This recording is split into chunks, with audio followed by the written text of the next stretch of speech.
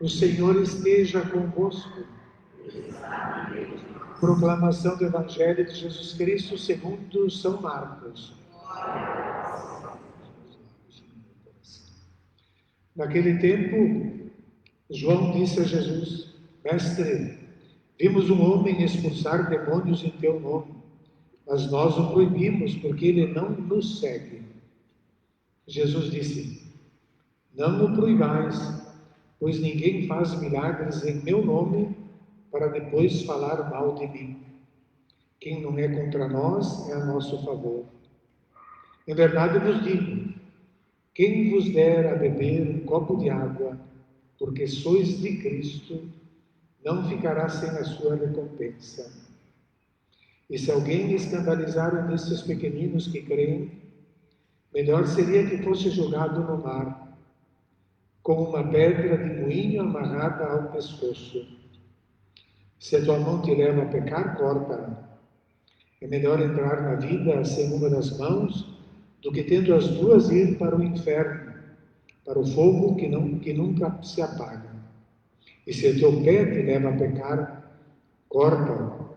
É melhor entrar na vida sem um dos pés do que tendo os dois ser jogado no inferno. Se teu olho te leva a pecar, arranca-o. É melhor entrar no reino de Deus com um olho só, do que tendo os dois ser jogado no inferno, onde o verme deles não morre e o fogo não se apaga. Palavra da salvação. Glória a vós, Senhor. Só tu tens palavras de vida eterna. Só tu tens palavras de vida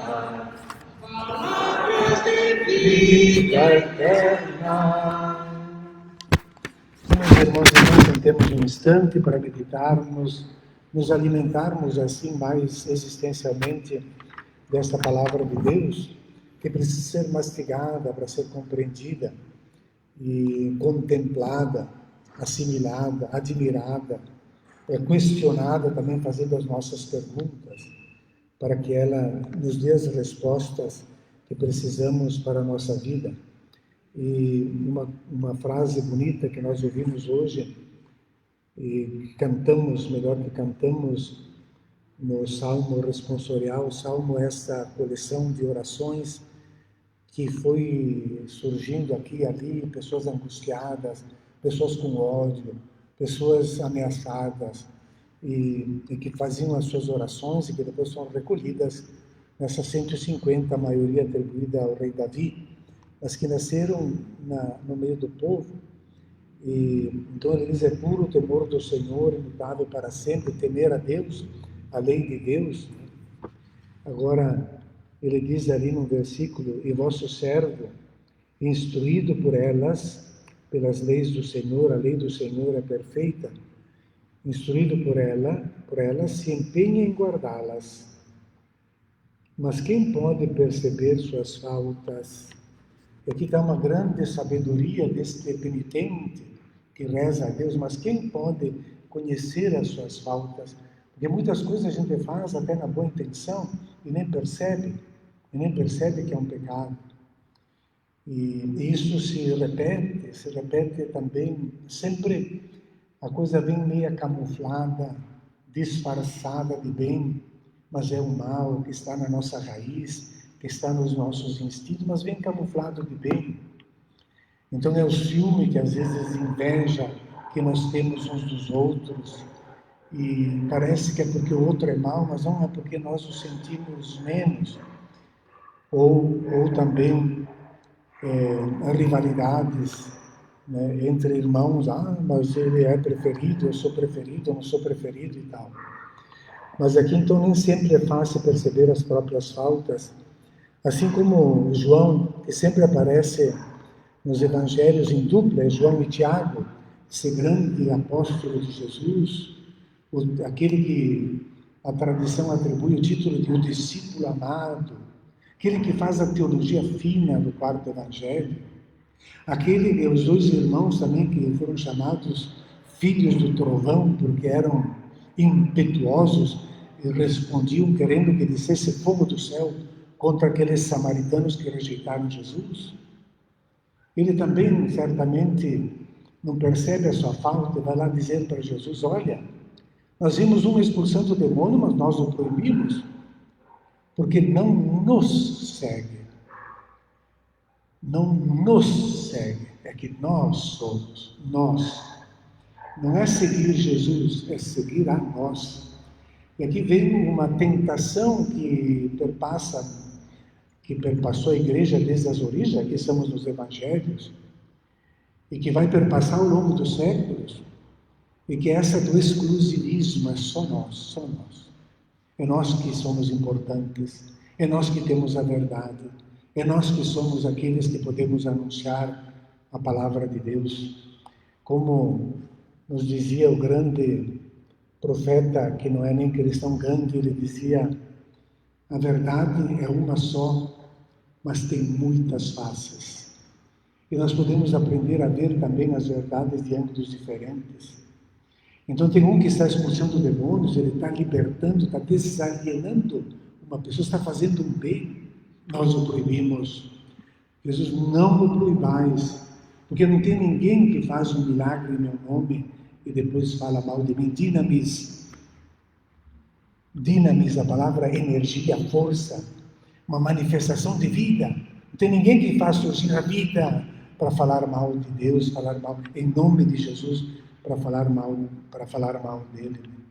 E a mesma coisa nós vemos já no início da caminhada. O livro dos Números traz essa passagem exatamente por causa do evangelho de hoje, esse Eldad e Medad, porque não estavam na tenda do acampamento quando invocaram o Espírito sobre aqueles 70 que deviam profetizar em nome do Senhor, falar em nome do Senhor, e estão lá no acampamento, estão profetizando, porque o Espírito de Deus não tem proprietário, ninguém é dono, como diz a Sagrada Escritura, ele sopra. Jesus fala claramente no quadro: sopra onde quer. E não precisa pedir permissão para ninguém, é o Espírito de Deus. Então o Espírito suscitou aqueles dois que estavam fora, e já, então, o Josué, ajudante de Moisés desde pequeno, foi lá falar com Moisés: tem dois aí que estão profetizando, mas não estavam na tenda, manda-os calar a boca. E Moisés dá essa resposta belíssima, que estaria na boca de Jesus agora. Ele disse: tem ciúmes por mim? Quem dera que todo o povo do Senhor fosse profeta, e que o Senhor lhe concedesse o seu Espírito. Quando as coisas boas são feitas, devemos nos alegrar. Nos alegrar. E por isso que Jesus vai adiante e diz: olha, nem um copo d'água ficará sem. Quem der um copo d'água, porque sois de Cristo, sois do bem, ficará sem a sua recompensa. É claro que Jesus está caminhando para Jerusalém, ele aproveita os momentos, e Jerusalém é o lugar da morte e da ressurreição de Jesus. Ele aproveita os momentos para ir ensinando, e então preparando o coração desses discípulos, e nenhum copo d'água ficará sem a recompensa. É claro, Jesus está indo doando a própria vida, é uma doação total, a morte na cruz. Podemos olhar porque Ele nos olha também. A oração é isso, não é que isso nós falamos, mas Deus também nos contempla, nos olha, nos alimenta. E Jesus vai ensinando: nem um copo d'água, eu vou dar a vida, mas se vocês fizerem uma coisinha insignificante, como dar um copo d'água, que não custa nada para ninguém, não ficará sem a sua recompensa. Mas, cuidado, porque os discípulos estão escandalizados pelo ensino de Jesus. Estavam discutindo há pouco quem é o maior. E agora um pouquinho antes desse texto, eles não conseguem fazer um exorcismo em um menino. Não conseguem. Então este homem, este alguém que conseguiu fazer, manda, não, tu não pode. Eles estão escandalizados, descuidados para não ser desse escândalo. Escândalo, no grego, escandalo, uma palavra que é a pedra que está no caminho, nos faz tropeçar e cair. Cuidado. Não escandalizeis os pequeninos que creem. Não é criança, não é neném, não é criança pequena ali, porque diz claramente os pequeninos que creem, são aqueles que têm pouco valor aos olhos dos homens da sociedade. São pobres, marginalizados, desprezados, os que estão fora.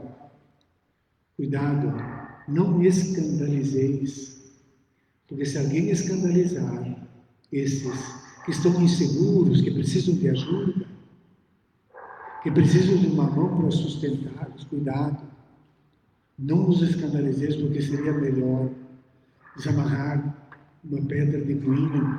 Havia 2 pedras que usavam para moer no tempo de Jesus, uma pequena em casa, que o serviço doméstico moía os grãos, e uma do moinho mesmo que não era doméstica, e uma pedra doméstica enorme, e era puxado por animais e moíam as olivas para fazer o azeite, moía o tempo todo. E o melhor seria amarrar uma pedra de moinho no pescoço. Jesus não disse uma pedra de moinho, era pedra de moinho, aquela grande, e não só, e jogar ao mar. Se causar escândalo aos pequeninos. Porque isso não bastaria dizer que a desesperança, Jesus usa essas hipérboles para chamar a atenção o quanto é importante isso na nossa vida. E parece que não basta dizer essa pessoa está cuidando, tem que Jesus quer reforçar. Porque na tradição de Israel, alguém para poder se salvar, até tem toda uma legislação sobre os mortos, que deve ser sepultado no mesmo dia, antes do anoitecer, a não ser que seja já noite vem no sábado seguinte, ou no dia do Yom Kippur, que pode esperar um pouco mais, mas tem que ter sepultado na terra, porque enquanto o corpo não for sepultado, a alma não descansa e não tem paz. Tem que ser sepultado na terra. Alguém que se afoga no mar nunca vai ter paz. Não vai ter paz nem no juízo final. Então, não dizer, melhor seria que se afogasse no mar, não? Com uma pedra, porque se o cadáver vier para cima e boiar na água, alguém poderia recolhê-lo e sepultar. Se está com uma pedra, ele vai ficar lá embaixo, sem possibilidade de sepultura. Portanto, parece que Deus quereria nos dizer, olha, se vocês de hierarquia, se vocês discípulos escandalizarem os pequeninos, eu não quero mais vê-los nem neste mundo e nem no outro. E nem palavras duras para nos chamar a atenção do que é importante na vida, do que é importante na vida. E vai dando os exemplos concretos, cortar a mão, cortar o pé, cortar o olho. A mão são as ações, o pé é o caminho pode ser o caminho do desvio, o caminho da mentira, o caminho da falsidade, pode ser o caminho moral. O olho é aquilo que são os valores, os sonhos, os desejos. Arranca, é melhor do que ir para aquele fogo eterno, onde o germe não morre. Inferno é o vale Gehenna, no grego, que era aquele vale de Bet Rinom, os filhos de Rinom, que fica ali ao lado do templo, naquele vale ali, onde depositavam o lixo, queimava dia e noite, lixo, carniças, cadáveres, tudo queimava, de animais jogava ali, aquele fogo continuava dia e noite. Então não tem escapatória. O verme que leva à decomposição do corpo, ele está ali, e o fogo nunca se apaga, é uma destruição total. Por quê? Porque Jesus quer que tenhamos coração bom, não egoísta, não fechado. Construir o reino de Deus, sermos fraternos, respeitarmos os outros, nada de exclusivismos e de se julgar mais importante que os outros, né? Esse é o grande ensinamento que Jesus nos dá hoje no Evangelho, nessa liturgia tão bonita para nós. E é claro que Deus, na sua misericórdia, Ele está sempre pronto a nos abraçar, nos ajudar a caminhar na bondade. Isso é a conversão, é o Evangelho. Que nós possamos viver, então, esse amor também nas nossas relações, também dentro de casa, superando esses ciúmes, invejas, que só nos fazem sofrer e diminuem a nossa capacidade humana.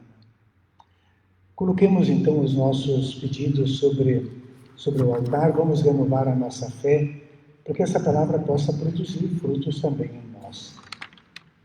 Creio